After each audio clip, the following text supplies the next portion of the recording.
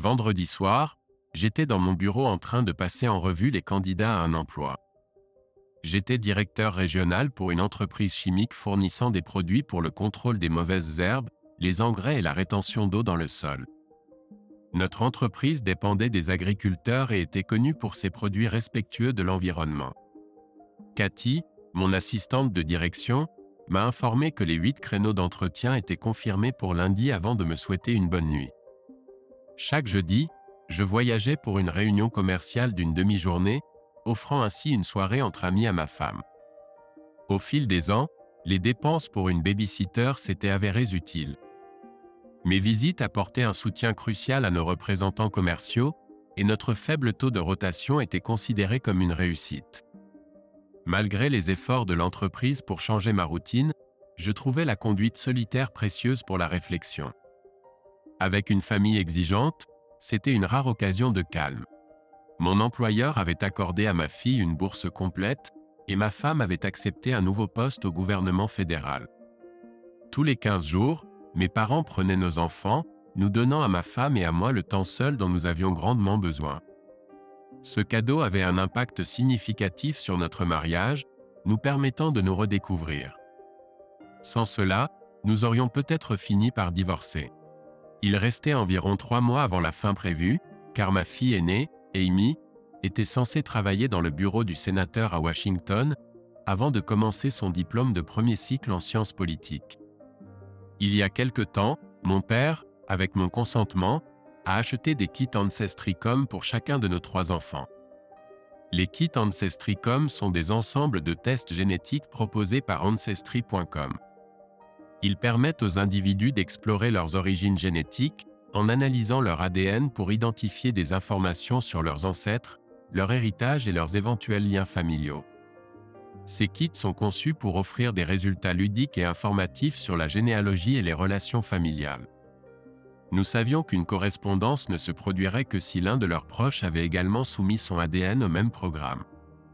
Mes enfants m'en ont parlé, et j'ai donné mon approbation, mentionnant que nous avons tous des parents éloignés que nous pourrions ne pas nous rappeler ou connaître, et que cela pourrait nous mener vers une nouvelle aventure. Amy s'est portée volontaire pour surprendre sa mère jusqu'à ce que nous recevions les résultats.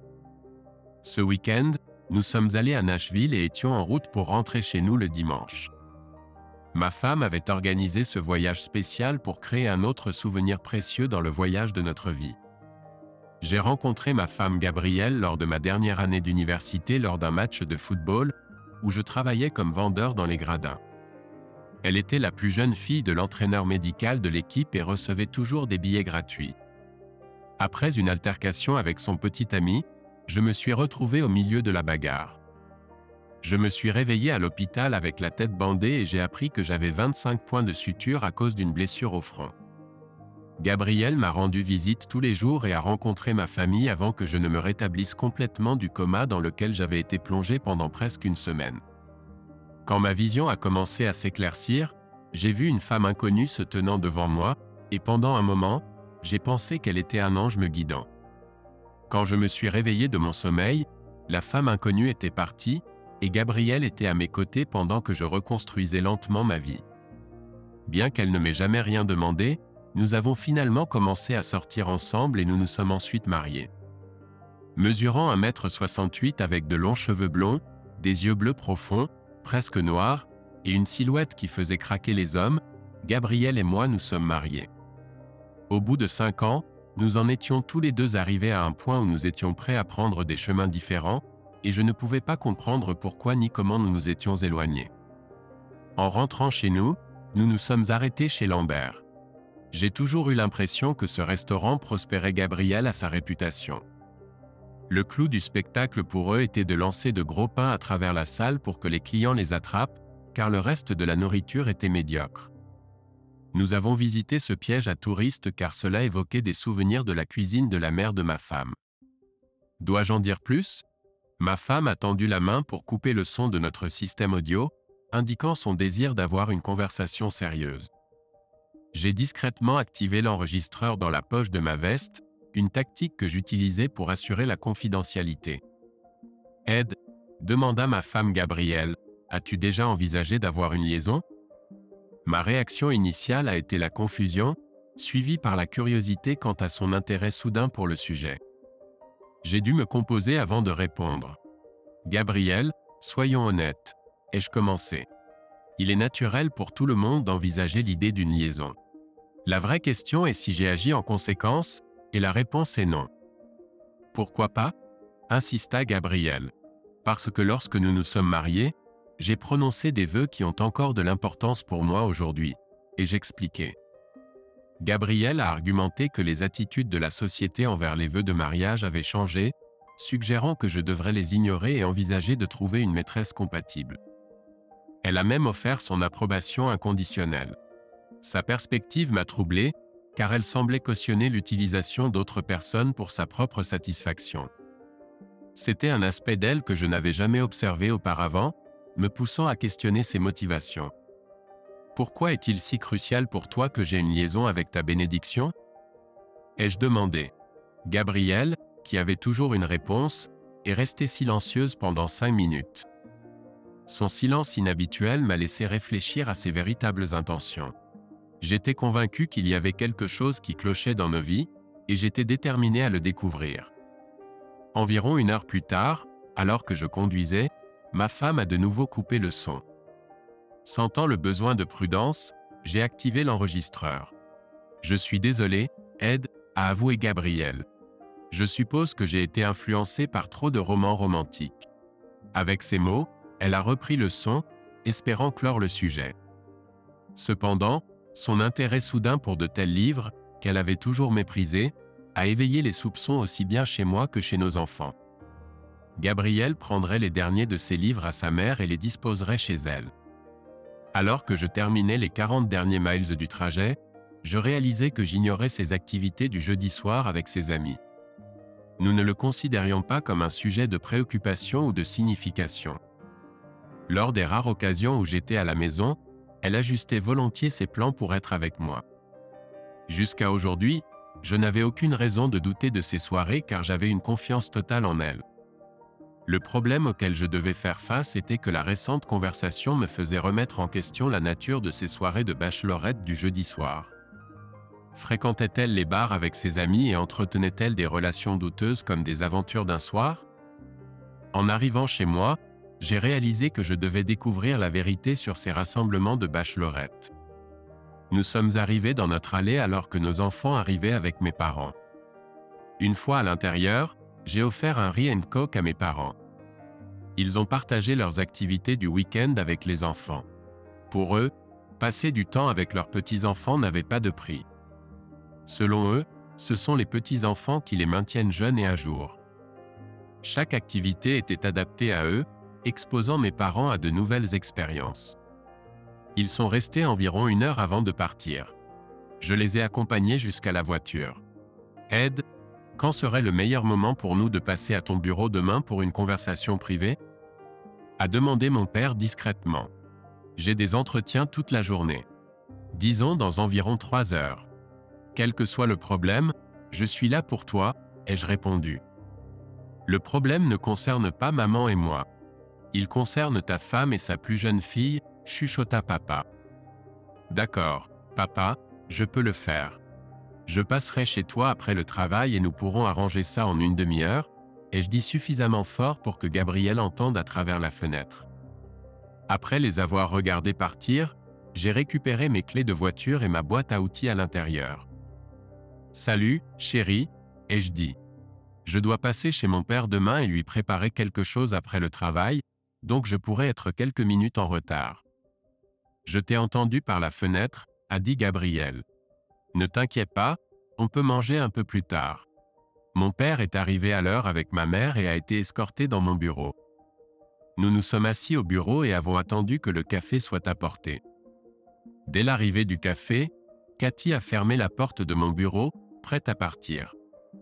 Ed, je suis vraiment désolé pour ma stupide plaisanterie d'envoyer l'ADN de nos petits-enfants. Ils ont trouvé une correspondance d'ADN pour April. Elle a une grand-mère paternelle qui la cherche, ainsi que son fils et ses descendants, a dit mon père, sortant un formulaire d'Ancestricom. Il contenait le nom et le numéro de téléphone de la femme. J'étais bouleversé. Mon père pouvait voir à quel point la nouvelle m'avait affecté rien qu'en me regardant. Papa, je ne pense pas qu'ils aient fait une erreur. Alors voyons ce que nous pouvons tous découvrir, ai-je dit. Utilisant le téléphone du bureau, j'ai composé le numéro et activé la fonction d'enregistrement et le haut-parleur pour assurer un enregistrement permanent de la conversation. Le téléphone a sonné 2 fois avant d'être décroché. Je m'appelle Edward Paul Adams, et je recherche Madame Béatrice Smith à partir d'une correspondance d'ADN trouvée Gabrielle à Ancestry.com. Puis-je lui parler, s'il vous plaît? Ai-je dit. Vous parlez à elle, jeune homme. Comment puis-je vous aider? A répondu la femme. C'est compliqué, ai-je dit. En bref, ma plus jeune fille, comme je l'ai récemment découvert, et votre petite fille, a-t-elle demandé. Oui, c'est le cas, ai-je confirmé. Peut-être connaissez-vous mon fils, que j'ai dû abandonner à l'adoption quand j'avais seulement 15 ans. Je pourrais le connaître si je connaissais son nom, ai-je répondu. Il a été adopté par une famille portant le nom de Barrow, et son deuxième prénom à l'époque était Luke Robert, a déclaré Madame Smith. Mon visage est devenu pâle. Les larmes ont rempli les yeux de mes parents alors que nous reconnaissions le nom. Sa déclaration honnête s'est transformée en cauchemar pour moi. Il est en vie et en bonne santé, ai-je révélé. Il est maintenant procureur de district dans le comté de Cap Girardeau, Missouri. Il est également le patron de ma femme. Je peux vous dire qu'il n'a jamais été marié, et maintenant je pense savoir pourquoi. Il est mon seul enfant, a-t-elle dit. J'ai un cancer du poumon de stade 4 et il ne me reste plus longtemps à vivre. Accepteriez-vous que votre fille April me rende visite avant que je ne touche à ma fin? Si vous ne pouvez pas vous le permettre, je paierai volontiers le billet. J'aimerais la rencontrer pour lui transmettre mon héritage. Madame Smith, je suis désolé d'apprendre cela. J'aimerais la rencontrer pour lui transmettre mon héritage. Madame Smith, dans les circonstances, je vous laisse organiser les choses avec mes parents. Comme vous n'êtes qu'à un état de distance, ils l'emmèneront en voyage spécial pour que vous puissiez la connaître, ai-je dit. Je ne pense pas que je laisserai ma fille partir en voyage seule comme ça. Y a-t-il autre chose que vous voulez que je fasse? Obtenez-moi une déclaration notariée autorisant mon avocat à effectuer un test ADN, a dit Madame Smith. En raison de la valeur de l'héritage d'April, il voudra s'assurer qu'elle est bien celle que nous pensons avant de modifier mon testament. Pas de problème, je vais transmettre cet appel à mon père, ai-je dit. Il pourra régler les détails et obtenir les indications pour vous rejoindre. Je me suis levé, suis sorti du bureau et ai remis à Cathy mon enregistreur personnel en disant « Transcrivez et authentifiez à la fois ma conversation et l'appel téléphonique que je suis en train d'enregistrer. J'en aurai besoin pour le tribunal de divorce. Voulez-vous que je traite l'autorisation pour le test ADN ?» a demandé Cathy. Cathy était intelligente. Elle se souvenait que lorsque j'allumais l'enregistreur, elle devait écouter en silence. Dans le passé, cela avait été fait, et de nombreux conflits avaient été rapidement résolus. Oui, ai-je dit. Mais nous devons garder cela secret pendant quelques semaines. Je veux savoir ce que ma future ex-femme fait les jeudis. Je suis entré dans le bureau de mon assistant et ai dit « David, j'ai besoin de te parler, ainsi qu'à ta femme, dès que possible. J'aurai besoin de votre coopération pour une affaire personnelle. » David m'a regardé et a immédiatement réalisé que ce dont j'avais besoin d'aide était très sérieux. « Elle est sur le point de quitter le service de dispatch, » a dit David. « Je vais lui envoyer un texto pour qu'elle vienne tout de suite. » Je suis retourné à mon bureau et nous avons arrangé les choses. En utilisant ma clé de maison, ils emballeraient les vêtements d'April et partiraient le vendredi suivant. Je la récupérerai à l'école et la déposerai chez eux à 10 heures. J'accompagnai mes parents jusqu'à la sortie lorsque la femme de David est entrée. Je lui ai dit d'aller dans son bureau et que je les rejoindrais bientôt. Gabrielle aux communications modernes, Cathy avait déjà fait des copies et les avait transcrites.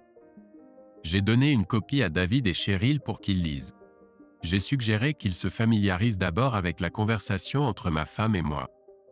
J'ai donné à Cathy le papier que mon père m'avait donné pour faire des photocopies de ce que mon père avait reçu. À partir du dossier de mon avocat que nous étions en train de constituer, je lui ai dit de trouver le meilleur pour moi. À la fois, Cheryl et David connaissaient ma femme et moi depuis de nombreuses années. Tous les deux ont été profondément affectés par ce qu'ils avaient appris aujourd'hui. Cheryl et Gabriel avaient grandi dans le même quartier, se connaissant très bien malgré le fait de ne pas être proches. La révélation de cette réalité inconnue a choqué Cheryl. Elle a demandé s'il était possible qu'ils soient toujours amants ou si c'était une erreur qu'ils avaient réalisée plus tard. J'ai exprimé mon incertitude, mais j'ai souligné la nécessité de coopérer pour enquêter.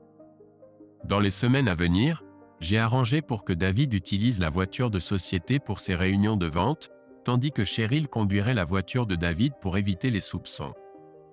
J'ai informé l'entreprise que cela faisait partie de la formation croisée de Cheryl. David a proposé de suivre sa femme le jeudi soir pour recueillir des informations, car elle croirait qu'il était en déplacement habituel. J'ai exprimé des doutes sur la soudaine suggestion d'une liaison de ma femme et j'ai pensé que Gabriel pourrait prévoir de s'installer avec Luc Robert Barrault. Cheryl a exprimé des inquiétudes concernant les actions potentielles de Gabriel et la tendance sociétale à blâmer les autres pour ses propres actions. Elle a suggéré d'impliquer la police pour recueillir des preuves. Cathy a mentionné Dale Allen Britton, qui avait quitté le bureau du procureur et m'attendait dans son nouveau cabinet. Cheryl m'a demandé de transmettre ses salutations à Dale. Je suis parti rencontrer Dale, un homme impliqué dans le mouvement pour le droit des femmes à la vie. J'ai réalisé que mes problèmes matrimoniaux avec Gabrielle avaient commencé lorsqu'elle avait commencé à travailler pour Luc Barrault, coïncidant avec ma promotion au poste de directeur des ventes et mes déplacements accrus. J'avais l'impression d'être un cocu ignorant s'il avait encore une liaison. Dale était prêt pour notre réunion et m'a fourni l'accès nécessaire à la maison de Luc Barrault. Il m'a également donné un numéro de téléphone. Il a mentionné qu'à ce numéro, vous pouvez trouver des personnes qui peuvent vous offrir le service à un prix juste. J'ai parlé avec eux et ils attendent votre appel. Il a décrit comment il a grandi dans la rue et a toujours des contacts pour faire avancer les choses. Les codes pour la maison Barrault seront valides jusqu'à la fin de la semaine prochaine, puis Luc Barrault recevra un rappel mensuel pour changer ses codes d'accès. Il prévoyait d'intenter une action en justice contre Barrault pour la pension alimentaire à partir du jour où April est né. Luc Barrault allait avoir beaucoup de dépenses. Selon la loi de l'État, cela ne pouvait être évité en déclarant faillite. Si Dale avait eu gain de cause, son ancien patron serait financièrement ruiné. Il avait l'intention de poursuivre ma femme, Gabrielle, pour adultère, abandon et fraude pour avoir sciemment fait passer la fille de Luc Barrault pour la mienne. C'était Dale qui a proposé de transférer temporairement mes droits parentaux à April à mes parents jusqu'à ce que l'affaire soit résolue. Je lui ai demandé pourquoi. Dale a expliqué que de cette façon, il ne pourrait pas vous accuser d'utiliser April contre eux. Je sais que Luc viendra après vous de la manière la plus agressive et sournoise possible. Il vous traitera de la même manière qu'il traite tous les malfrats, leur donnant le maximum de temps pour le moindre délit. Parfois, la meilleure défense est la meilleure attaque. J'ai proposé de prépayer ses services avec ma carte de débit, mais il a refusé, disant que ma femme le remarquerait tout de suite et comprendrait ce que je faisais. Il m'a demandé d'écrire un chèque, et il le conserverait jusqu'à ce que les services soient fournis. Dès que je suis parti, j'ai réalisé à partir de ses pensées que tout ce qu'il faisait était pour me donner un avantage et du temps pour comprendre les choses. Cathy a vraiment trouvé la meilleure solution pour moi. J'ai eu l'impression que Dale avait ses propres motifs pour poursuivre Luc Barrault de cette manière. Gabriel et Luc s'apprêtaient à affronter des défis qu'ils n'avaient jamais imaginés. Dale Britton venait de concevoir sa propre version du jeu du divorce. J'ai rempli toute la paperasse nécessaire pour que mes parents obtiennent les droits parentaux sur April à partir de vendredi et je leur en ai donné une copie. Après que Dale et moi leur avons expliqué toute la situation, ils ont convenu que cela avait du sens. J'attendais que Cheryl arrive dans sa Ford Taurus 2002. David s'apprêtait à partir pour son premier voyage de vente. Cheryl laisserait sa voiture chez moi et ramènerait David à la maison. Mon aîné m'a informé que leur mère ne serait pas là pour le dîner car elle allait retrouver les filles juste après le travail. Dès que Cheryl est arrivée, tout a été transféré et j'ai jeté ma valise dans le coffre. Dispatch et tous les gars à bord, Ed, a dit Cheryl. Tout ce que j'ai besoin de savoir, c'est où, ai-je répondu. Dale m'a instruit de l'appeler si les choses se mettaient en route pour qu'il puisse les servir personnellement. Je voulais savoir pourquoi Dale voulait que Luke Barrow parte. Avec Dale, c'est une question de principe, a dit Cheryl. Luke a du mal à soutenir ce qu'il dit. C'était intriguant de regarder Gabrielle et Luke partir dans leur voiture. Tous deux se sont arrêtés au bar and grill de Charlie et ont apprécié un steak de première qualité. Ensuite, ils ont pris des chemins différents. Pendant ce temps, je me suis garé devant la maison de Luke Barrow et j'ai attendu. Les amis de Dale et mon équipe étaient déjà en place. J'étais dans un endroit sécurisé avec une vue dégagée sur la maison de Luke. Gabrielle a été la première à arriver. Après avoir saisi le code pour désactiver l'alarme, elle a utilisé sa propre clé pour ouvrir la porte. Nous l'avons enregistrée suffisamment longtemps pour la voir entrer dans la maison. 10 minutes plus tard, Luke est arrivé. Gabrielle a ouvert la porte pour le saluer.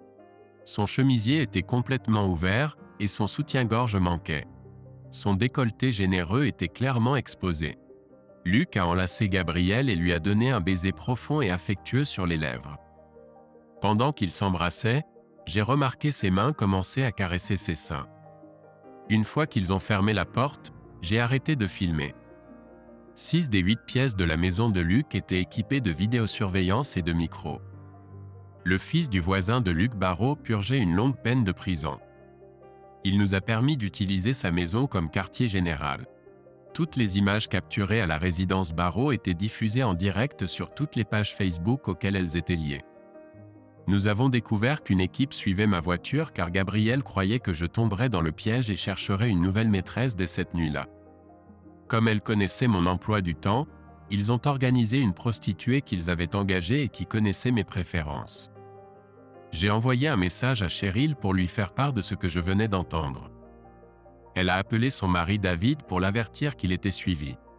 Ancien marine, il a pris des mesures de protection immédiate et a délibérément fait sortir sa voiture de la route à 10 heures du soir. Il a dû appeler une dépanneuse pour la récupérer. Il a appelé sa femme pour lui rapporter l'incident. Elle m'a envoyé un SMS et je l'ai rassurée en lui donnant l'adresse.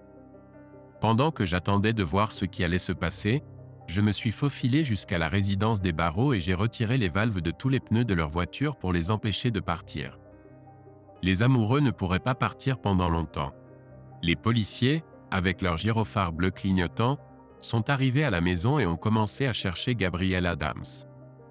Luke Burrows a tenté de nier sa présence jusqu'à ce que les policiers lui montrent que sa voiture était garée dans l'allée. Finalement, Gabrielle est apparue à la porte, drapée dans un drap. « Madame Gabrielle Adams, la voiture de votre mari Edward Paul a été impliquée dans un accident près de Little Rock, Arkansas. Ce sont vos parents qui vous ont retrouvé ici quand on ne pouvait pas vous trouver », lui ont informé les policiers. J'ai pris un grand plaisir à voir le visage de Gabrielle devenir pâle. Les policiers l'avaient délibérément trompé pour les mettre tous les deux mal à l'aise. Ensuite, les policiers sont montés dans leur voiture de patrouille et sont partis, et je les ai suivis en les gardant à distance. Du moment où la police est arrivée jusqu'au moment où elle est partie, tout a été enregistré et diffusé en direct sur Facebook. Nous avions des preuves que l'affaire était en cours, tout comme les habitants du Cap. À minuit, ma fille aînée Amy a appelé « Papa, maman n'est pas encore rentrée et mes appels vont directement sur sa messagerie vocale. Je commence à m'inquiéter car elle ne rentre généralement pas si tard. Que dois-je faire? Appelle Luke Burrows et demande-lui de te mettre en contact avec ta mère, et j'indiquai, en lui envoyant le numéro. Qu'est-ce que le patron a à voir avec ça? A demandé Amy. C'est son compagnon du jeudi soir depuis plus de 16 ans, ai-je révélé. J'ai raccroché et envoyé à Amy un extrait montrant Gabrielle drapée dans un drap en train de parler à la police et à Luke Burrows, vêtu uniquement d'un pantalon de pyjama, depuis le téléphone jetable. 10 minutes plus tard, Amy a rappelé et a dit « Le téléphone de maman s'est soudainement remis à fonctionner. » Elle m'a appelé. Elle a dit qu'elle est sur Lower East Broadway avec 4 pneus crevés.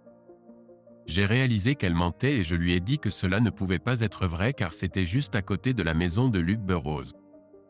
Elle a insisté en affirmant dire la vérité, et je lui ai informé que j'avais vu un extrait d'elle et de son amant parlant à la police.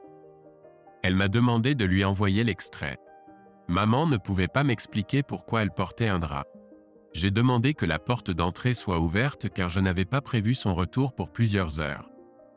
Alors que je descendais du véhicule, ma fille Amy m'aperçut. Elle observa pendant que je récupérais ma valise du coffre et m'approchais d'elle. Peu de temps après avoir posé ma valise par terre, mon téléphone portable a sonné. C'était Dale Allen Britton. J'ai répondu et activé le haut-parleur. Dale m'a informé qu'il venait de leur servir à tous les deux chez lui. Il m'a ensuite fait savoir que ma femme et son amant étaient interdits de s'approcher à moins de 500 pieds de moi et de mes enfants. Il m'a conseillé de ne pas interagir avec elle du tout et de contacter la police si elle se montrait. J'ai acquiescé et demandé à Amy d'ouvrir le garage pour que je puisse y mettre la voiture de Cheryl. Nous avons ensuite discuté de la visite du serrurier pour changer les serrures. J'ai expliqué que c'était organisé à la dernière minute car il était devenu évident que notre plan se déroulait. Amy a demandé la raison de tout cela, et j'ai révélé les résultats du test ADN d'Ancestry Calm, qui ont révélé une correspondance avec April. Amy a perdu son sang-froid, et je l'ai réconfortée avant que nous nous retirions dans la cuisine pour discuter. J'ai diffusé l'enregistrement d'une conversation entre sa mère et moi, éclairant ainsi la situation. Amy a demandé pourquoi sa mère voulait que j'aie une liaison, et j'ai expliqué que c'était pour atténuer les conséquences de ses actes. Un policier est arrivé pour nous informer que Gabriel avait été arrêté et mis en garde pour violation d'une ordonnance du tribunal. Amy et moi avons délibéré sur les événements, et elle a exprimé son incrédulité face à l'affaire prolongée de sa mère. J'ai expliqué que notre confiance en elle et ses sorties nocturnes régulières avec des amis avaient obscurci la vérité. Amy a alors réalisé que sa mère avait exploité notre confiance pour entretenir sa relation. Cette prise de conscience m'a profondément affecté, et j'ai envisagé les conséquences potentielles de ces actes. Amy m'a réconforté et a préparé du café alors que l'aube approchait. Une notification par SMS est arrivée sur mon téléphone, et c'était de la part de ta mère. J'ai dit à ma fille qu'elle voulait me parler de toute urgence au sujet de certains problèmes familiaux impliquant mon aîné avant que je ne rentre de mon voyage. Amy m'a demandé comment j'avais l'intention de lui répondre. Je l'ai assurée de ne pas s'inquiéter et que cela devrait la rendre heureuse, et j'ai ajouté qu'elle pouvait toujours déménager à Saint-Louis avec Luc Barrault, comme elle l'avait prévu, mais pas avec nos enfants. J'ai expliqué à Amy que sa mère n'avait plus besoin de moi et qu'elle voulait que j'aie une liaison pour s'en servir contre moi dans un divorce. Ça a dû être très douloureux pour Amy d'entendre les mots que j'ai écrits à sa mère. La plupart des gens ne peuvent pas supporter la pure vérité, et ils s'en prennent à celui qui la révèle. Nous avons réussi à la calmer avant d'entendre Eric et April remuer. J'ai allumé la télé pour regarder les nouvelles du matin local, et nous avons tous été surpris de voir une image de ma femme à l'écran.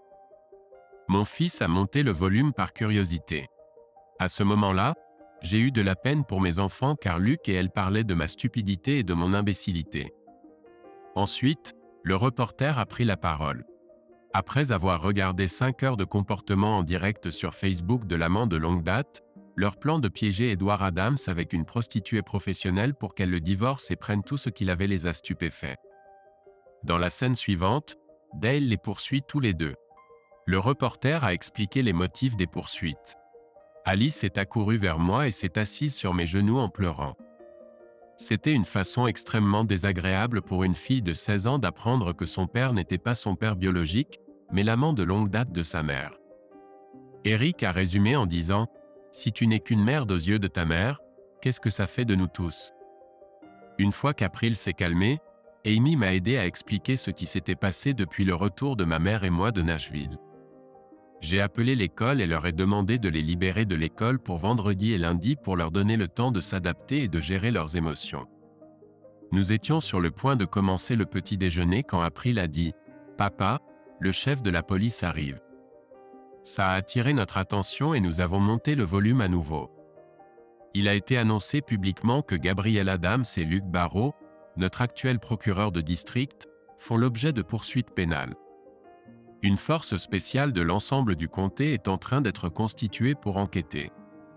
Après le petit déjeuner et le rangement, j'ai rassemblé mes 3 enfants à table. Je leur ai montré à chacun une copie de la lettre que mon père avait reçue. J'ai ensuite informé April que mes parents viendraient la chercher pour rencontrer sa grand-mère biologique, qui était en phase terminale et avait exprimé le désir de la voir. J'ai suggéré que la grand-mère explique la raison de la rencontre. J'ai rassuré April en lui disant qu'elle serait toujours ma fille et je lui ai conseillé de poser des questions à ses grands-parents. Ensuite, j'ai demandé à Amy d'aider sa sœur à faire ses bagages pendant que j'appelais mes parents. Plus tard, mon fils m'a demandé comment j'avais géré la situation, et j'ai admis avoir du mal à garder mon calme. Je lui ai conseillé de rester fort s'il se retrouvait dans une situation similaire. Après avoir appelé mes parents et expliqué la situation, ils ont accepté de venir. Alors qu'ils se préparaient à partir, j'ai réalisé que cette expérience avait amélioré ma relation avec mon fils. Nous avons regardé mes parents emmener April rencontrer sa grand-mère biologique, et j'ai prié pour un dénouement positif. La situation au bureau du procureur était tendue, avec Gabriel Adams confronté à des problèmes juridiques liés à son passé caché et à une liaison. Luc Barrault faisait également face à un procès qui le liait biologiquement à une situation qu'il ne pouvait nier. Le personnel connaissait la vérité et la situation tournait au cauchemar politique. Dale a intenté un procès civil contre Gabriel et Luc, les accusant de frauder son mari pendant des années. Malgré la réticence des avocats, Dale était déterminé à poursuivre l'affaire. La divulgation de leur comportement sur les réseaux sociaux et leurs intentions apparentes de s'emparer de la succession d'un homme honnête est devenue une nouvelle en première page en raison de leur position dans la communauté. Gabriel a eu une confrontation inattendue dans un magasin, tandis que la maison de Luc était en cours de service à son retour. Ils l'ont confondu avec la propriétaire et lui ont conseillé, ainsi qu'à son mari, de réinitialiser tous les codes de sécurité de la maison. Ce n'est qu'après leur départ qu'elle a réalisé qu'on ne lui avait pas demandé de confirmer leur visite avec une signature électronique. Elle a téléphoné à Luc pour se renseigner sur la personne qui voulait s'assurer qu'il n'acceptait pas le nouveau poste à Saint-Louis. Lorsqu'il a demandé pourquoi, elle lui a raconté ce qui s'était passé. Ensuite, ils ont commencé à soupçonner qu'Ed se protégeait car ils savaient tous les deux que son nouveau travail était une nomination politique de l'État profond. Après s'être préparé un café, elle s'est assise à la table et a examiné la requête en divorce. Le premier choc est survenu lorsqu'elle a découvert que ses paroles à son mari l'avaient rendu suspicieux. Son mari était perplexe quant à pourquoi elle voulait qu'il fasse délibérément du mal et utilise une autre personne pour sa propre satisfaction. Cependant, c'étaient les parents Adams qui l'avaient informé de la correspondance ADN, lui permettant de découvrir les véritables origines d'April et la preuve indéniable de sa liaison. Gabriel a commencé à réaliser qu'Ed devait maintenant savoir que c'était son comportement qui avait presque causé leur rupture avant même la naissance d'April. À ce moment-là, elle a réalisé qu'Ed devait savoir que cela continuait. C'était Ed qui était derrière ce qui s'était passé la nuit dernière, révélant les faits cachés de sa vie. Alors qu'elle prenait une autre gorgée de café, la sonnette a retenti. Elle s'est levée, s'est dirigée vers la porte d'entrée et l'a ouverte, découvrant que c'était le voisin que Luc n'aimait pas. « Monsieur Primrose, dit-elle, que puis-je faire pour vous ?» Il lui a remis une enveloppe de documents légaux et a dit « Ed, votre mari a utilisé mon appartement comme base d'opération contre vous et votre amant de longue date la nuit dernière. J'étais heureux de le laisser faire car Luc Barrault a obtenu la peine maximale pour mon fils en tant que délinquant de première fois. Je pensais que cela pourrait vous intéresser de savoir que les informations dans l'enveloppe que je vous ai remise hier soir seront également livrées par coursier à tous ceux que je connais de votre côté de la famille cet après-midi. Ed m'a demandé de demander si vous vous moquez de lui maintenant. » Elle l'a regardé s'éloigner avec le plus grand sourire sur son visage. De retour dans la cuisine, Gabriel a ouvert l'enveloppe. Elle était remplie de photos. Elle commençait par elle laissant entrer Luc dans la maison avec sa propre clé. Ensuite, elle le rencontre à la porte quand il rentre à la maison. Il y a des préliminaires sexuels dans le salon. Les photos ne laissaient rien de côté. Même des policiers étaient capturés dessus. L'équipe d'aide était composée de professionnels. L'élimination avait été si complète qu'on aurait dit qu'ils travaillaient avec un groupe de flics qui voulaient se venger de Luc pour leurs propres raisons. Mais c'était la dernière page imprimée, signée par son mari, qui disait tout. Si cela devenait public, il y aurait tout un tas de problèmes pour lesquels il n'était pas préparé. Ses plans pour forcer son mari à se plier à ses désirs étaient tombés à l'eau. La question maintenant était de savoir comment minimiser les dégâts causés par Ed, transformant cela en un spectacle public. Gabriel, dimanche dernier, quand nous sommes rentrés de Nashville, j'ai réalisé que tu essayais de me tendre un piège pour me divorcer. Depuis lors, je l'avoue, j'ai essayé de comprendre ce que j'avais fait pour que ton amour pour moi se transforme en une pure haine. Maintenant je sais pourquoi. Je vois que tu me reproches ce que tu penses qui manquait dans ta vie quand nous n'avions que 2 enfants. Je pense que tu te sentais piégé dans ton mariage et que tu voulais retrouver ta vie de célibataire insouciant. Sinon, tu ne l'aurais pas cherché pour redécouvrir la vie de célibataire. En agissant ainsi, tu lui as permis de t'emmener loin de ce que tu méprisais pendant quelques heures chaque semaine. Je comprends que la seule raison pour endurer un mariage avec un homme que tu détestais et que tu croyais mort était parce que Luc ne voulait pas assumer la responsabilité d'élever des enfants, même les siens. Avec ton faible opinion de moi, tu ne les aurais jamais laissés seuls avec quelqu'un comme moi. Ta fierté ne l'aurait pas permis. Par conséquent, tu as mené une vie de tromperie délibérée. Chaque jour, vous vous en êtes sortis, et ton mépris pour moi a grandi. À tes yeux, je suis devenu de plus en plus ridicule et idiot. Combien de fois as-tu ri avec Luc de cet escroc impénitent? L'avez-vous provoqué pour faire l'amour avec toi en me humiliant ou en me ridiculisant? Ce que je ne peux ni pardonner ni oublier, c'est ce que toi et ton prétendu vrai mari avez envoyé à nos enfants, car cela les affectera pour le reste de leur vie. Je ne peux pas comprendre comment Luc et toi avez trouvé du plaisir à jouer avec moi et la vie de nos enfants comme si nous étions de simples pions sur un échiquier. Le journaliste de KVOS 12 a bien résumé la situation en demandant si vous vous moquiez actuellement du mari de Gabrielle Adams, Edward Adams. J'ai observé Amy, Eric et April alors que toi et ton amant, Gabriel aux médias, affichiez ce que vous aviez l'intention de me faire. C'était déchirant de voir nos enfants alors que vous plaisantiez et riez de la facilité avec laquelle vous pourriez faire tomber ce seau. Eric, notre seul fils, a dit « Si notre mère pense que tu n'es qu'un déchet qu'il faut laisser sécher avant de te marteler dans le sol, que pense-t-elle vraiment de nous ?» Je n'ai pas demandé quelle serait leur relation future avec toi. À ce stade, je peux honnêtement dire qu'elle n'existe pas. C'est votre dégoût et votre mépris complet pour moi, toi et ton amant Luc, qui ont mené à cela. Au moins, nous savons tous les deux que tu ris joyeusement parce que tu m'as laissé une réputation de sot malheureux pour le reste de ma vie. Peut-être ce soir, vous pourrez lever un verre à votre triomphe. Eddie. Les mains de Gabrielle tremblaient tellement violemment qu'elle laissa tomber le papier. Elle avait l'air furieuse, amère, haineuse et cruelle. Il était évident qu'elle apparaissait à ses lecteurs comme une mère qui ne se souciait ni de ses enfants, ni de son mari, ni d'aucun autre être humain. La seule chose qui lui importait était elle-même et satisfaire ses désirs physiques. Puis ses sanglots brisèrent le silence dans la pièce. Ed était la seule personne qu'elle connaissait capable de miner la crédibilité d'une personne sans la condamner directement. Toute personne qui la lisait ne pouvait contester ses remarques sur leur comportement. À ses yeux, tout ce qu'elle avait jamais fait était pour prolonger la vie, pas par amour. Il aurait dû savoir que c'était Luc qui l'a poussé à le quitter, lui et les enfants, avant qu'April ne tombe enceinte. C'était le nouveau travail de Luc qui les avait poussés à modifier leur projet à long terme. Initialement, ils avaient l'intention d'attendre que April soit diplômée du lycée. Ensuite, ses véritables origines pourraient être révélées sans aucune répercussion. Il avait raison sur quelque chose, car elle ne riait pas en ce moment. Il n'a pas manqué de souligner que leur propre comportement prouvait son point de vue. Ed croyait que leur mépris pour ce qu'il était expliquait leur tentative de le détruire complètement. C'était une déclaration de guerre. S'il devait tomber, il allait les entraîner tous les deux avec lui. Gabriel a pris la pétition de divorce et a continué à lire. C'était vraiment dévastateur. Ils ont fait face à un procès pour fraude en raison de la dissimulation des véritables origines d'April. Les accusations comprenaient l'abandon émotionnel et mental, l'adultère et la diffamation. Le montant réclamé pour les dommages dans l'affaire de fraude l'a rendu extrêmement malade.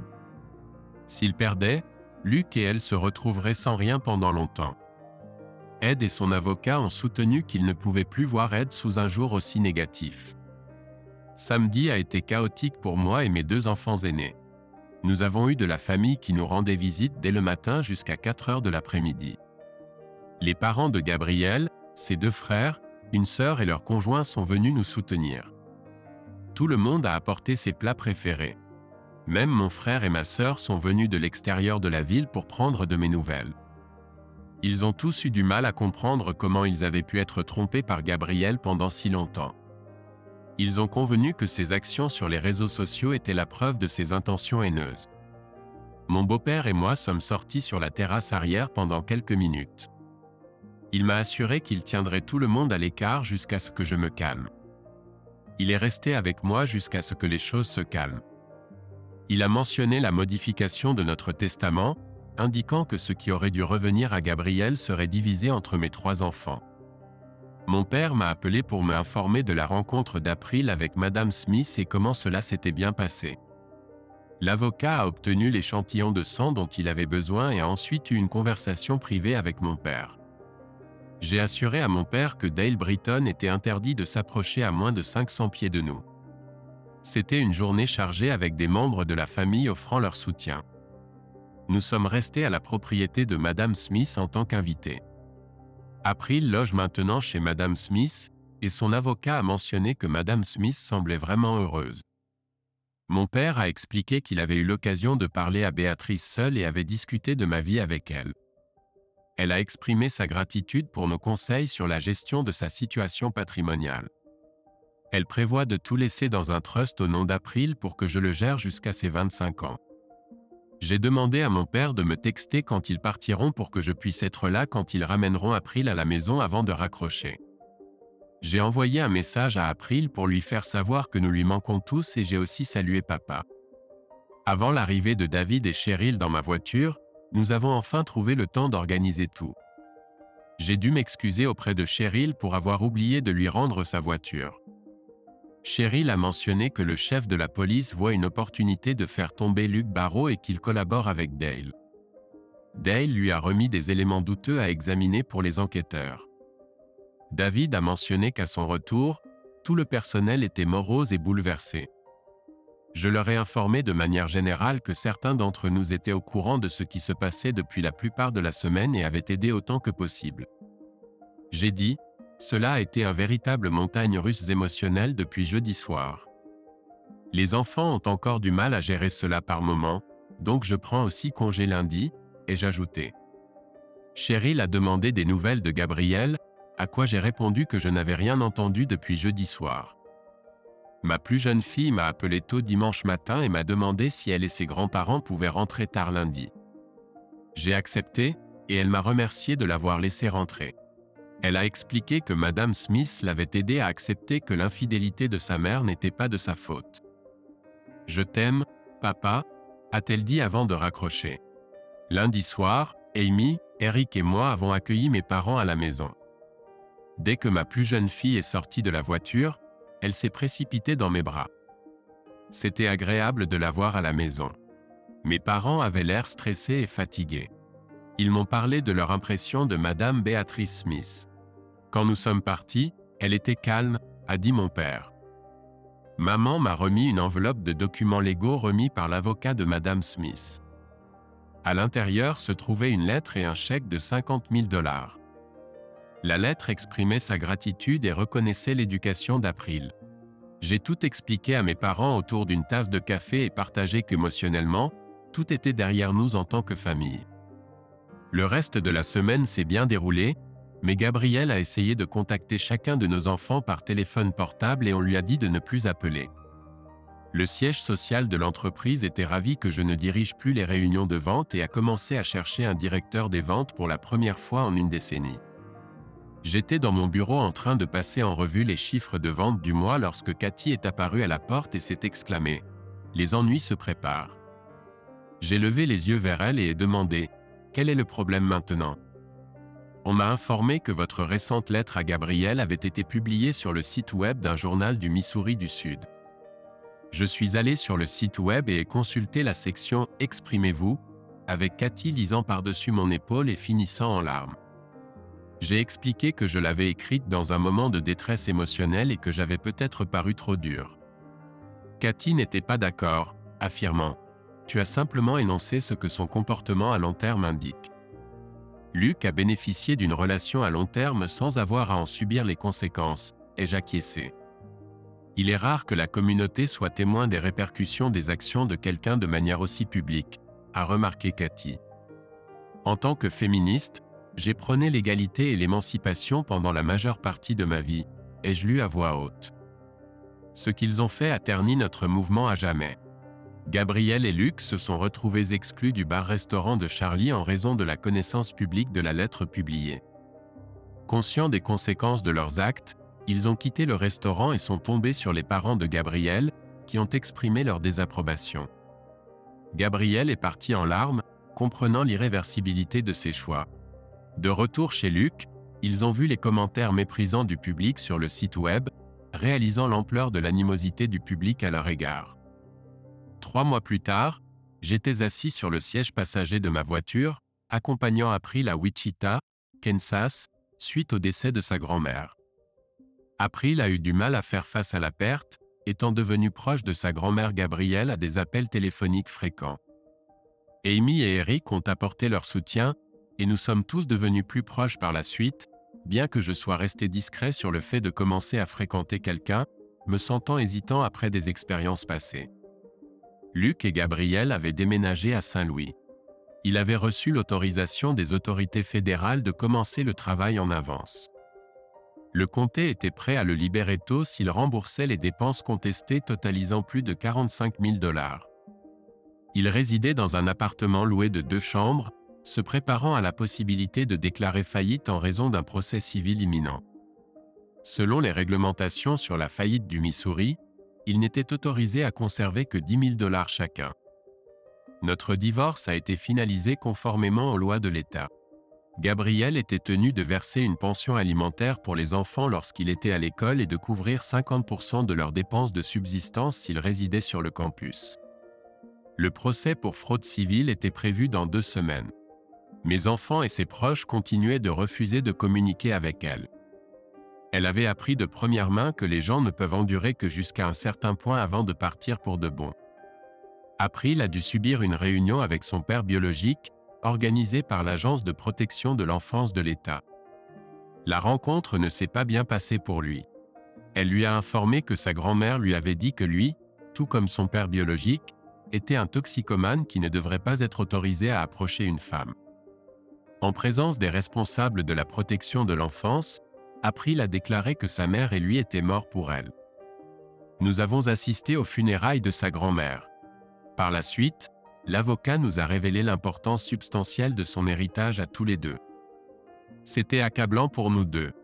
En tant que fiduciaire, après avoir consulté notre fille, nous avons décidé de vendre la maison de sa grand-mère avec tout son contenu, à l'exception des bijoux personnels et de quelques photographies qu'April voulait garder. Alors que l'année scolaire touchait à sa fin, je me préparais pour le premier jour du procès le mercredi lorsqu'April est entré dans le salon.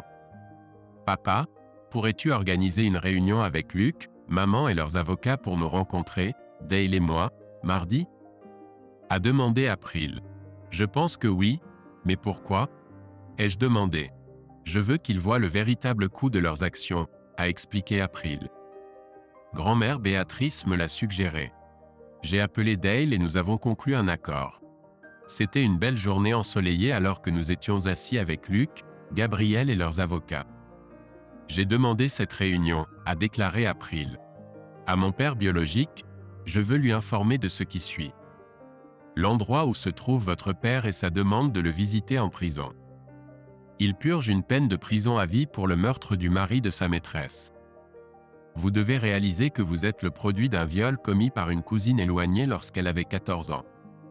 April lui a remis une enveloppe scellée avec son nom dessus.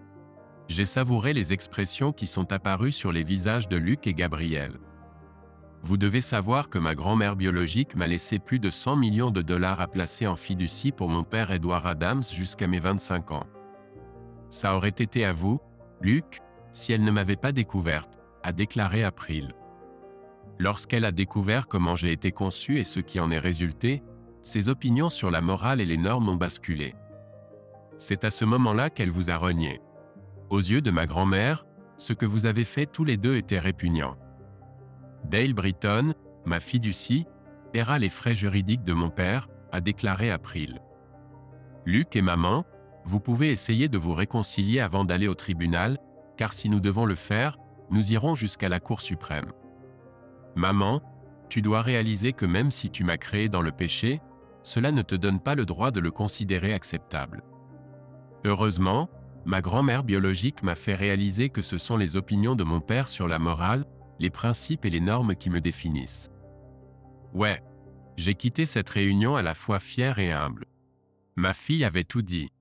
Le résultat de demain n'avait aucune importance, car aujourd'hui j'ai été béni avec ce qui comptait vraiment.